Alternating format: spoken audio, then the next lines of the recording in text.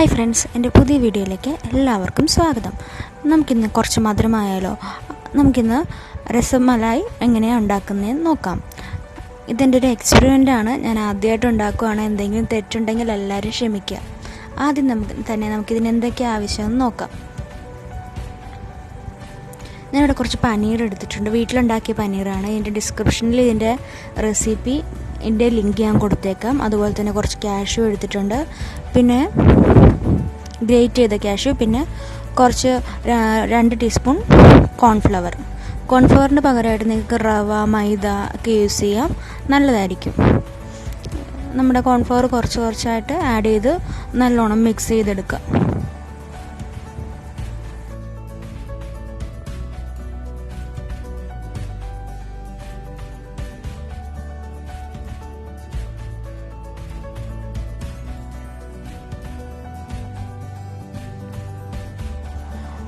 ഓരോന്നും ഇതുപോലെ ടൈറ്റ് ബോൾസുകളാക്കി എടുക്കുക.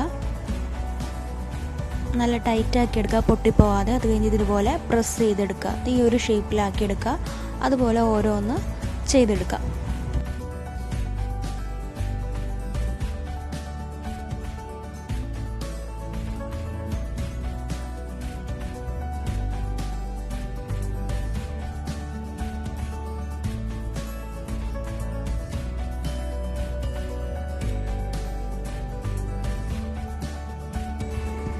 എല്ലാം റെഡിയാക്കി എടുത്തിട്ടുണ്ട്. ഇനി നമുക്ക് ആദ്യം തന്നെ ഗ്യാസ് കത്തിക്കുക. അതിനുശേഷം ഒരു പാൻ വയ്ക്കുക. ഒരു 2 ഗ്ലാസ് വെള്ളം എടുത്തിട്ടുണ്ട് ഞാൻ.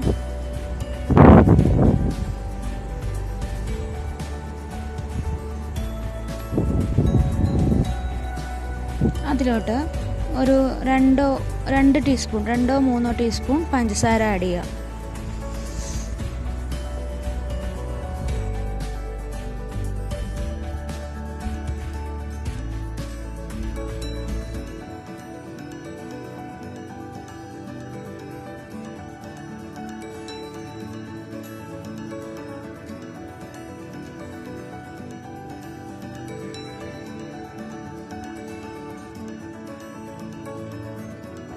ഒന്ന് ലൈറ്റായിട്ട് തിളച്ച് വരുമ്പോഴത്തേക്കും നമ്മുടെ ഓരോ പനീർ ബോൾസാക്കി വെച്ചില്ലേ, അത് ഓരോന്നായിട്ട് ആഡ് ചെയ്ത് കൊടുക്കുക. പൊട്ടാതെ ഇടാൻ നോക്കണേ. ഇനി കുറച്ച് നേരം ഒന്നൊരു 10 മിനിറ്റ് അടച്ച് വയ്ക്കുക. അതേസമയം നമുക്ക് വേറൊരു പാൻ എടുക്കുക. അതിന് ഞാൻ 1 ഗ്ലാസ് പാലാണ് എടുത്തിട്ടുള്ളത്. 1 ഗ്ലാസ് പാല്, 1 ടീസ്പൂൺ പഞ്ചസാര നല്ലോണം വറ്റിച്ചെടുക്കണം. ഈ പാൽപ്പാട കുറച്ച് ഏലക്കയും കൂടെ ആഡ് ചെയ്തിട്ട് നല്ലോണം ഇളക്കി കൊടുക്കണം. ഈ പാൽപ്പാട കാണുന്നോടം വരെ നല്ലോണം വറ്റിച്ചെടുക്കുക. അതേസമയം 10 മിനിറ്റ് ആയപ്പോൾ നമ്മുടെ പനീർ റെഡി ആയിട്ടുണ്ട്. പൊങ്ങി വന്നിട്ടുണ്ട്. ഒന്ന് കുറച്ച് തണുക്കാൻ വയ്ക്കുക. പിന്നെ അതേസമയം നമുക്കിത് റെഡിയാക്കി എടുക്കാം. നല്ലോണം ഇളക്കി കൊടുക്കുക. നമ്മുടെ പാൽപ്പാട കാണുന്നോടം വരെ. കളറിന് വേണമെങ്കിൽ കുറച്ച് മഞ്ഞൾപ്പൊടി ആഡ് ചെയ്യാം. ഇല്ലാന്നുണ്ടെങ്കിൽ കുങ്കുമപ്പൂ ഉണ്ടെങ്കിൽ അതും ആഡ് ചെയ്യാം. നല്ലോണം ഇളക്കി കൊടുക്കുക. നമുക്കിതൊരു ബൗളിലോട്ട് മാറ്റാം. ഇങ്ങനെ ഓരോന്നായിട്ട് എടുത്തിരുന്ന് ഇച്ചിരി പ്രസ്സാക്കി. ഈ ചൂടുള്ളത് കൊണ്ട് സോഫ്റ്റ് ആയിരിക്കും. അതുകൊണ്ട് പൊട്ടാതെ നോക്കിയെടുക്കണം. തണുത്ത് കഴിയുമ്പോൾ അത് റെഡി ആയിക്കോളും. ഓരോന്നായിട്ട് മാറ്റുക.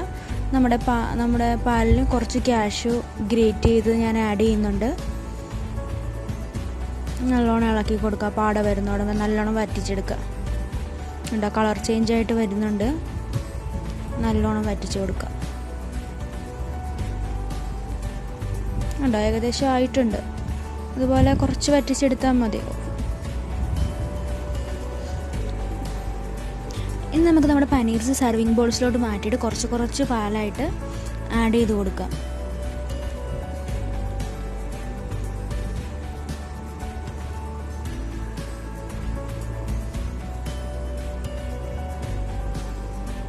കുറച്ച് കാഷ്യൂവും കൂടെ ആഡ് ചെയ്യാം. നമുക്ക് ഡ്രൈ ഫ്രൂട്ട്സ് ഏത് വേണമെങ്കിലും ആഡ് ചെയ്യാം കേട്ടോ. എൻ്റെ അടുത്ത് കാഷ്യൂ ഉള്ളതുകൊണ്ടാണ് ഞാൻ ആഡ് ചെയ്തത്.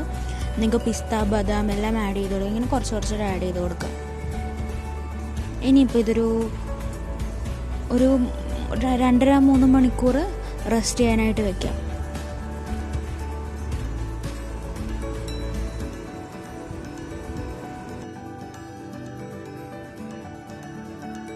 എൻ്റെ ഈ കുഞ്ഞു റെസിപ്പി എല്ലാവർക്കും ഇഷ്ടമായി എന്ന് കരുതുന്നു. എല്ലാവരും ഉണ്ടാക്കി നോക്കണം. ഇതേ കണ്ടോ, നല്ല സോഫ്റ്റായി വന്നിട്ടുണ്ട്, നല്ല ടേസ്റ്റിയാണ്. ട്രൈ ചെയ്ത് നോക്കണം. അതുപോലെ തന്നെ സപ്പോർട്ട് ചെയ്യണം, ലൈക്ക് ചെയ്യണം, ഷെയർ ചെയ്യണം, സബ്സ്ക്രൈബ് ചെയ്യണം. Thank you.